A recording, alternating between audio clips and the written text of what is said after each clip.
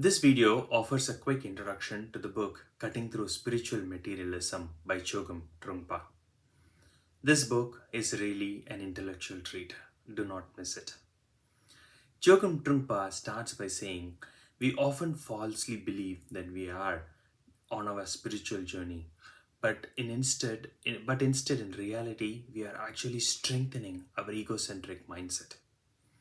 Why do we do this? Because we fail to realize that the notion of self is illusory. We believe the self is firm and solid, while in reality, it is discontinuous and transitory in nature. But how do we fall into this trap? He gives a beautiful Tibetan Buddhist analogy. There are three lords of spiritual materialism. These lords have got elaborate defense mechanisms and prevents us from seeing the truth as it is. The first lord is the lord of form. These are our intent and desire to seek pleasure and move away from displeasure. Things like mobile phone and TV are examples of the product of this lord of form. But it is important to realize the problem is not really with a TV or a television, but it is really our intent to seek them. Our desire or our carvings to seek them is the work of this Lord of form. The second, the Lord of speech.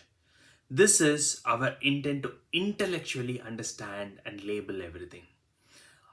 Chögyam Trungpa says all forms of religion, ideas like nationalism and communism are all work of this Lord, Lord of speech. When we fear something or when we don't understand something, we try to intellectually interpret it and label it and give it a form. This is the work of Lord of speech.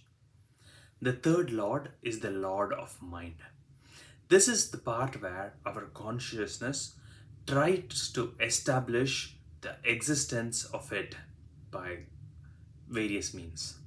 For example, if we learn a special type of meditation that is actually beneficial to us, we slowly begin to fascinate this new meditation technique that we learned.